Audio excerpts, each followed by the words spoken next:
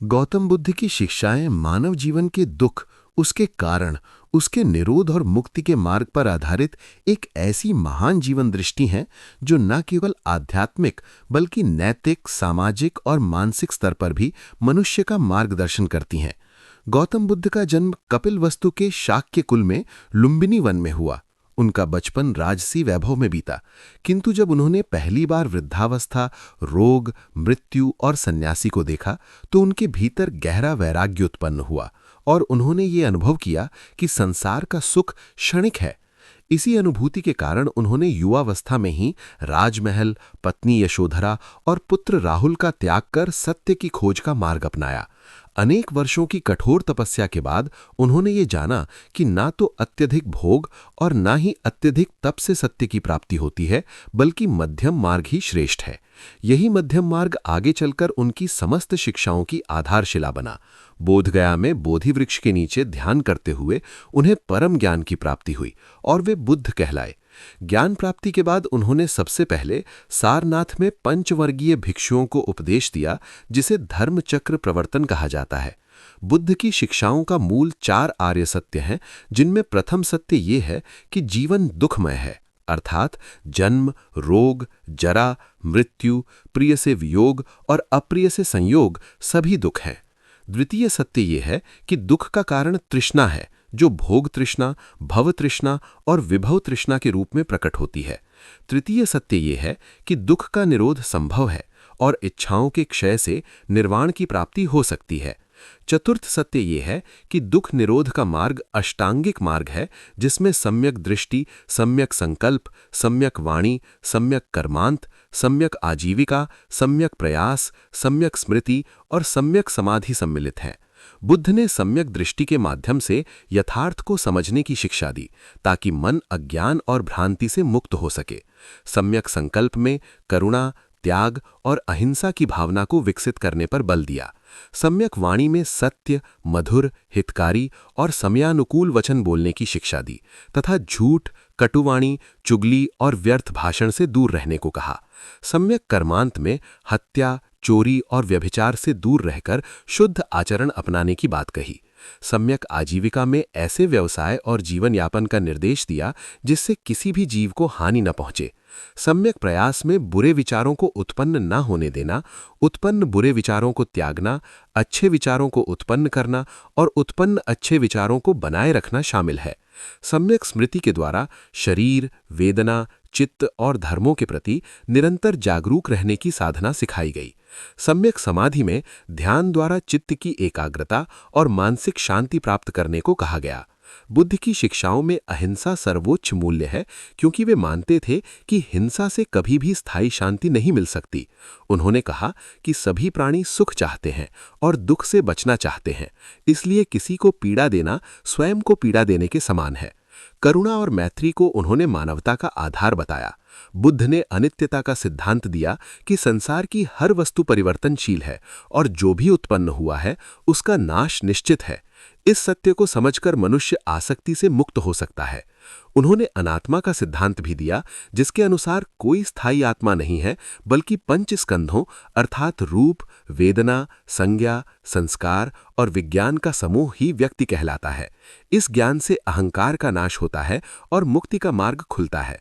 बुद्ध ने कर्म सिद्धांत को अत्यंत व्यावहारिक रूप में प्रस्तुत किया और कहा कि मनुष्य जैसा सोचता है, बोलता है और करता है, वैसा ही बनता है। अच्छे कर्म सुख का कारण बनते हैं और बुरे कर्म दुख का, इसलिए प्रत्येक क्षण सजग होकर कर्म करना चाहिए।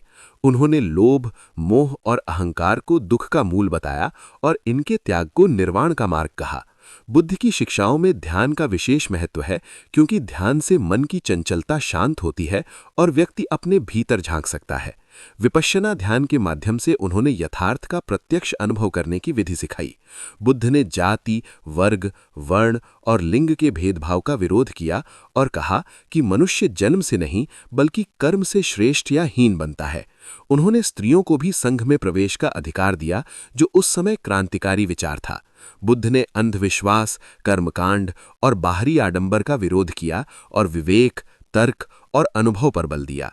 उन्होंने कहा कि किसी भी बात को केवल इसलिए मत मानो कि वो परंपरा में है, बल्कि स्वयं अनुभव करके उसकी सत्यता को परखो।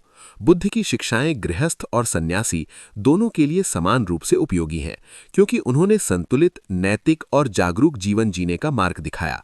क्षमा को उन्होंने महान गुण बताया और कहा कि क्रोध को क्रोध से नहीं बल्कि प्रेम से ही जीता जा सकता है। द्वेष से द्वेष नहीं मिटता बल्कि मैत्री से ही उसका अंत होता है। बुद्ध ने संतोष को परम धन बताया और कहा कि अधिक चाह मनुष्य को कभी सुखी नहीं बना सकती। उन्होंने मौन, सरलता और संयम को आध्यात्मिक उन्नति का साधन माना। बुद्ध ने मृत्यु को भी जीवन का स्वाभाविक सत्य माना और उससे भयभीत होने के बजाय उसे समझने और स्वीकार करने की शिक्षा दी। निर्वाण को उन्होंने जीवन का परम लक्ष्य बताया, जो तृष्णा, अज्ञान और दुख के पूर्ण क्षय की अवस्था है। निर्वाण प्राप्त व्यक्ति संसार में रहते हुए भी बंधनों से मुक्त रहता है और सभी प्राणियों के कल्याण के लिए कार्य करता है। बुद्ध की शिक्षाओं का प्रभाव भारत ही नहीं बल्कि श्रीलंका, थाईलैंड, चीन, जापान, तिब्बत और संपूर्ण विश्व में फैला और आज भी उनकी करुणा, प्रज्ञा और शील पर आधारित शिक्षाएं आधुनिक युग में तनाव, हिंसा और असंतोष से ग्रस्त मानवता को शांति, संतुलन और आत्मबोध का मार्ग दिखाती हैं।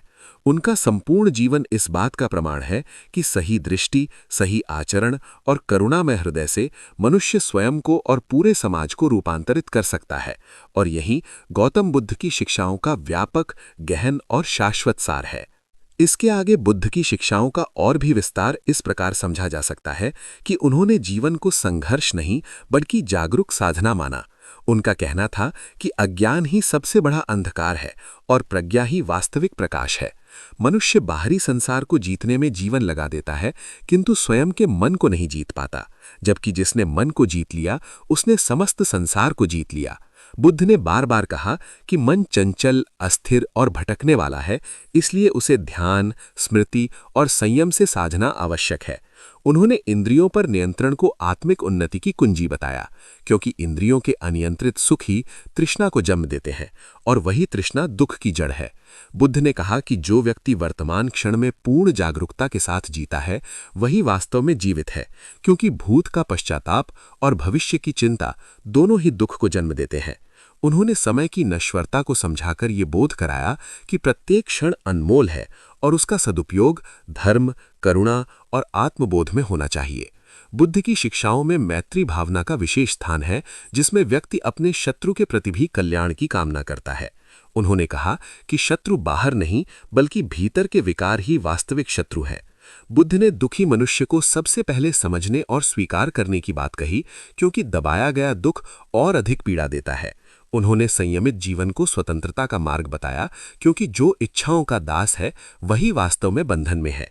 बुद्ध ने कहा कि सच्चा संन्यास वस्त्रों में नहीं बल्कि मन के वैराग्य में है। गृहस्थ जीवन में रहते हुए भी यदि मन आसक्ति से मुक्त है तो वो व्यक्ति सन्यासी के समान है। बुद्ध ने शिक्षा दी कि दान केवल वस्तुओं का नहीं बल्कि भय मुक्ति, ज्ञान और करुणा का भी होना चाहिए। उन्होंने कहा कि सबसे बड़ा दान किसी को दुख से मुक्त करने का प्रयास है। बुद्ध ने मौन को भी उपदेश का एक रूप माना, क्योंकि मौन में मन स्वयं से संवाद करता है। उन्होंने दिखावे वाले धर्म का विरोध किया और आंतरिक शुद्धता पर बल दिया। बुद्ध की शिक्षाएं किसी एक समय, देश या समुदाय तक सीमित नहीं है, क्योंकि वे मानव मन की सार्वभौमिक पीड़ा का समाधान प्रस्तुत करती हैं। उन्होंने जीवन को नदी की धारा के समान बताया, जो निरंतर प्रवाहित होती रहती है और जिसे रोकने का प्रयास दुख को जन्म देता है। बुद्ध ने स्वीकार, जागरूकता और करुणा को जीवन के 3 स्तंभ बताया। उन्होंने कहा कि जो व्यक्ति दूसरों की पीड़ा को समझता है वही वास्तव में ज्ञानी है। बुद्ध की दृष्टि में सच्चा धर्म वही है जो अहंकार को गलाकर करुणा में परिवर्तित कर दे। उन्होंने कहा कि यदि तुम्हारी साधना तुम्हें अधिक विनम्र, अधिक करुणामय और अधिक शांत नहीं बना रही तो वो साधना नहीं है। बुद्ध ने अपने जीवन से ये सिद्ध किया कि राजपथ छोड़कर भी लोक कल्याण का मार्ग अपनाया जा सकता है। उनका अंतिम उपदेश था कि सभी संस्कार नश्वर है, इसलिए अप्रमाद के साथ साधना करो। यही चेतना उनकी समस्त शिक्षाओं का अंतिम और सर्वोच्च संदेश है।